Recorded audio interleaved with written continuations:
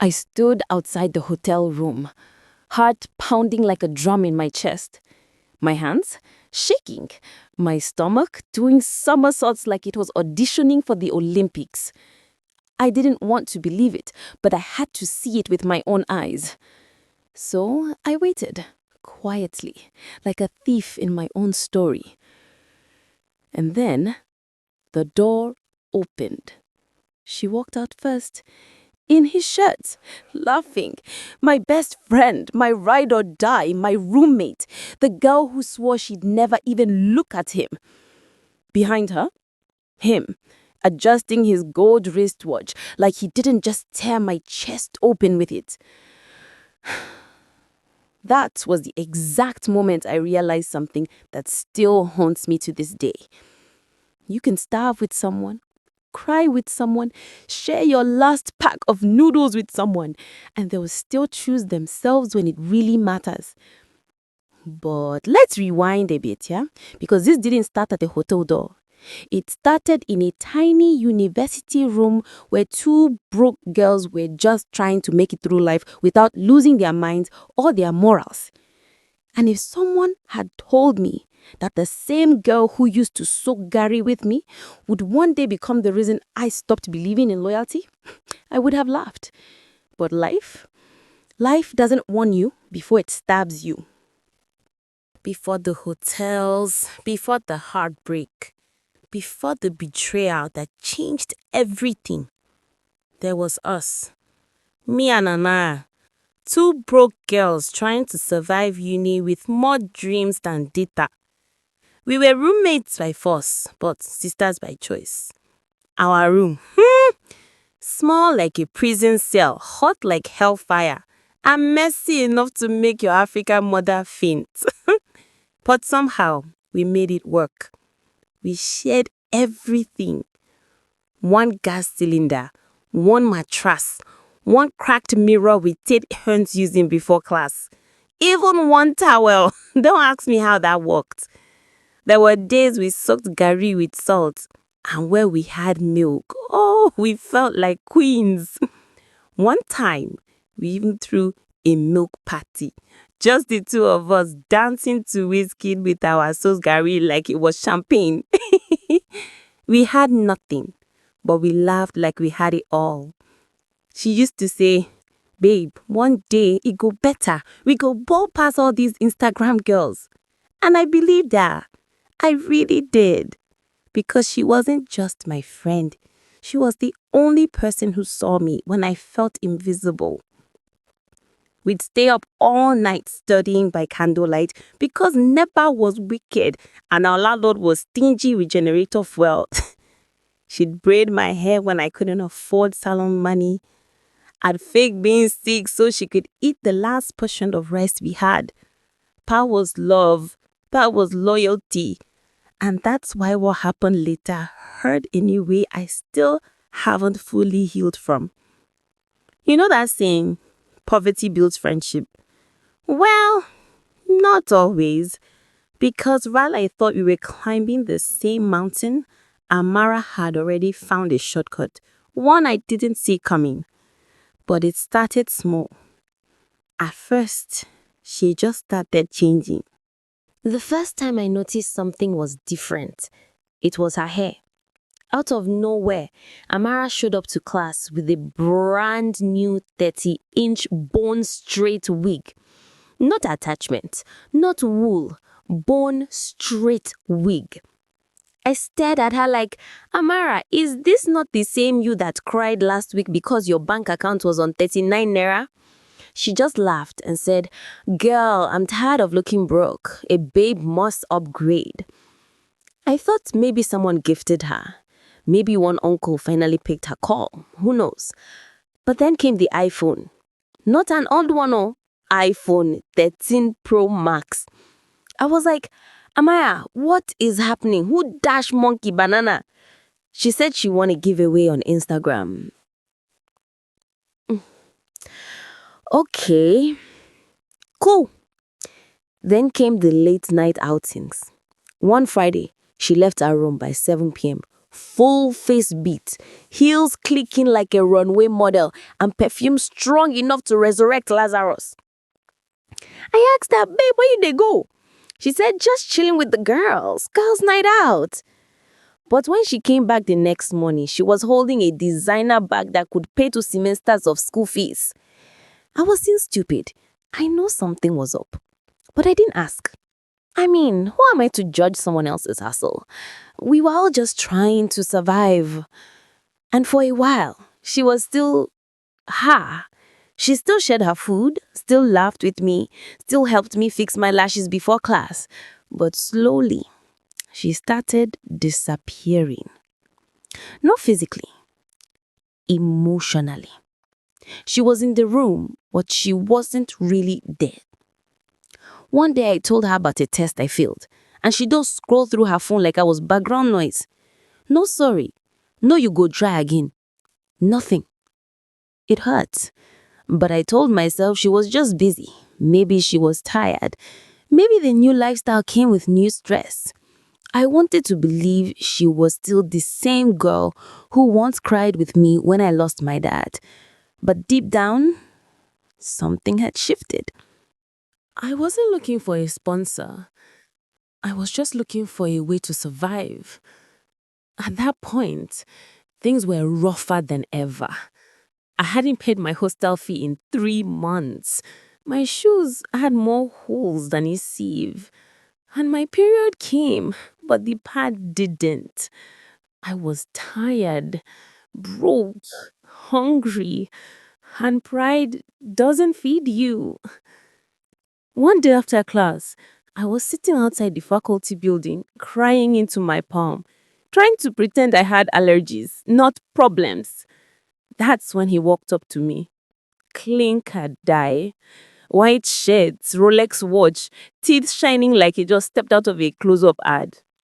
He said, Are you okay? I wiped my eyes and forced a smile, like we all do.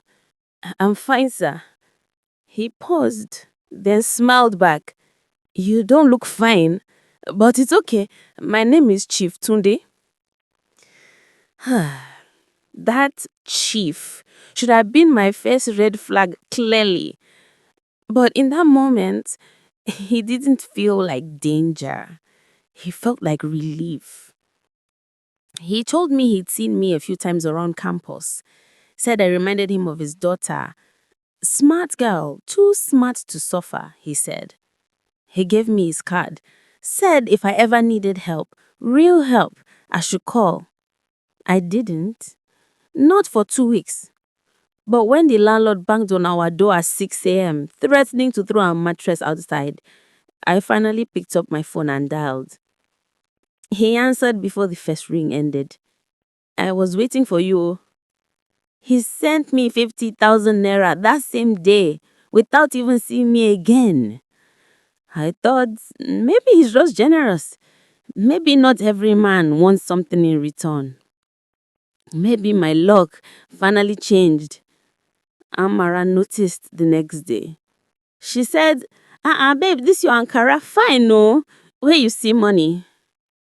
I smiled and said God did. She laughed, but her eyes didn't. That's when things really started to shift between us.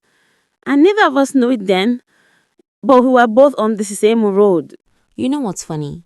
When I was broke, when I was soaking Gary and borrowing lip gloss, Amara loved me loud. But when I started to glow up, even just a little, she got quiet. The first time she really noticed was when I came back to the room with a brand new black bag. It wasn't designer or anything crazy, just something clean, structured, and mine. I placed it gently on the table, waiting for her to ask. She looked up from her phone and said, "This bag looks familiar. Is this not that one everyone's carrying now? I thought you hated trends." I smiled and said, "Someone bought it for me." She blinked. "No, wow, that's nice. No, Omo, you don't catch big fish." Just silence. And then a forced laugh. "So you have not entered the game." I didn't like how she said that. like I had joined a cult, like I'd sold my soul. I didn't reply. I just said, he's not like that. She chuckled. They're all like that. You just haven't seen his real face yet. That was the first time I felt her distance. She wasn't teasing. She was warning me and resenting me at the same time. After that, the energy shifted. She stopped waiting for me after class, stopped sharing her food, started locking her phone when I walked in, like I was a thief now. One night, I walked into her room and she was on the phone, whispering, "Don't worry, she doesn't know anything. I'll handle it." When she saw me, she hung up so fast, she nearly dropped the phone. I laughed it off, pretended I didn't hear anything. But something in my gut told me she was talking about me. I wanted to confront her, ask her straight up, "Amara, what's going on?" But I didn't. Because part of me still believed we were good. Still believed that jealousy couldn't destroy real friendship. Still believed that she wouldn't do to me what I would never do to her. I was wrong. So wrong. Because while I was protecting her, she was already... They say betrayal doesn't come from enemies. It comes from the people you take a bullet for. And they were right. It started subtly. Chief Tunde, the man I thought was my helper, started acting distant. Calls became shorter, replies came slower. Then one day, he stopped replying altogether. No hi, no how are you, just silence. At first I thought maybe he was busy. Maybe his wife found out. Maybe he was tired. But then I noticed something strange. Amara started dressing differently again. New nails, new shoes, new perfume that smelled like my perfume. The one Chief bought me from ShopRite. I joked about it once. Amara, this your new look fine, oh. You dey glow. She just smiled and said, "We thank God." But that smile, it didn't reach her eyes. Days turned to weeks. And one night, while scrolling through Instagram, I saw something that made my heart stop. A photo. A hotel mirror selfie. Same room pattern I'd been in before.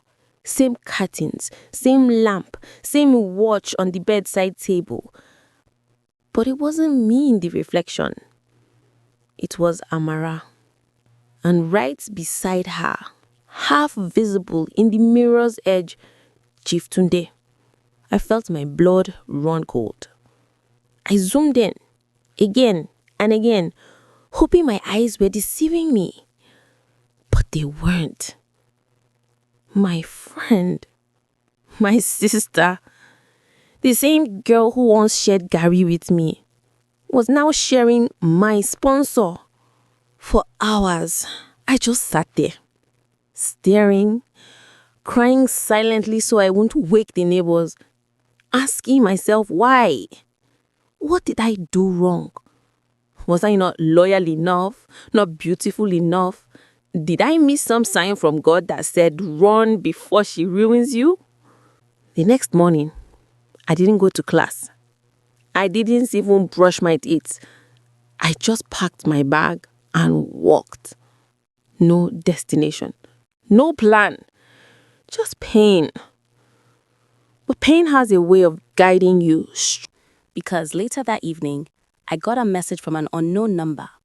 It said, "If you want to know what your friend is doing tonight, go to room 307 at Hilton Suites." My heart stopped. I wanted to delete it, ignore it, pretend it wasn't real. But my curiosity was louder than my fear. So I went. And that's how I found myself standing in that dim hotel hallway. Heart racing, hands trembling, listening, waiting until the door opened.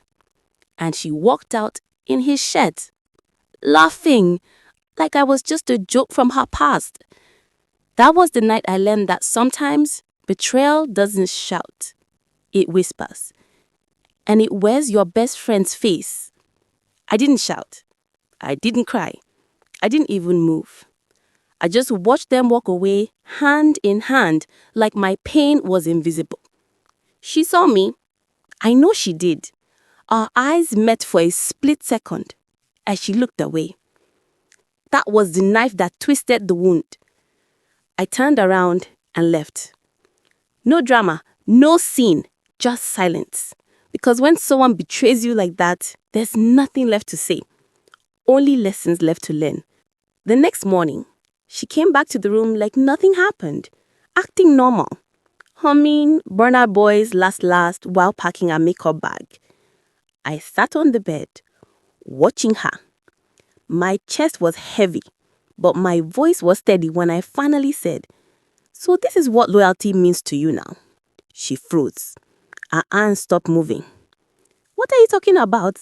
she asked, eyes wide, pretending to be clueless. I laughed, not because it was funny, but because I couldn't believe how easily lies came to her mouth. "You know what I'm talking about, Amara. Room 307, Hilton Suites." Her face changed instantly. Shock, guilt, then anger. "So you followed me?" she snapped. "Why are you acting like you owned him? You think you're the only one who deserves the soft life?" Her words hit me like a slap. "You think I plan to steal him from you? I beg, wake up. These men don't belong to anybody." She said it with so much pride, like betrayal had become her identity. That was when I realized I wasn't just losing a friend. I was losing the version of her that once had a heart. So, I stood up, picked up my bag, and said quietly, "Keep him, and keep the pain that comes with him." And I walked out. Not yes, no begging, just freedom wrapped in heartbreak. Weeks passed. Chief tried to call again, but I didn't pick up. I deleted his number, blocked his messages, and started afresh. It wasn't easy. I cried at night, doubted myself, and replayed. But one thing kept me going. The same girl who once soaked Gary in a broken room could also rebuild her life with empty hands and a clean heart. Amara's story ended differently. She dropped out the next semester due to bad grades. She then got pregnant. Expecting Chief to marry her as his second wife, he dumped her almost immediately. Chief moved on to another girl, younger, prettier, hungrier. And just like that, the glitter faded. Sometimes I still think about her, about us, about how life can turn strangers into sisters and sisters into strangers again. But I've learned something important. You can't pour loyalty into someone who drinks from every cup. And not every best friend is meant to finish the journey with you. In this life, everyone wants to shine. But the real glow, the one that lasts, doesn't come from sponsors or soft life. It comes from peace, from knowing you didn't lose yourself trying to keep someone else. Because at the end of the day, it's better to eat gari in peace than to dine in luxury. Thank you for listening to today's story. If you felt something, a lesson, a memory, a truth, share it in the comments. And don't forget to subscribe to African Folktales by Zara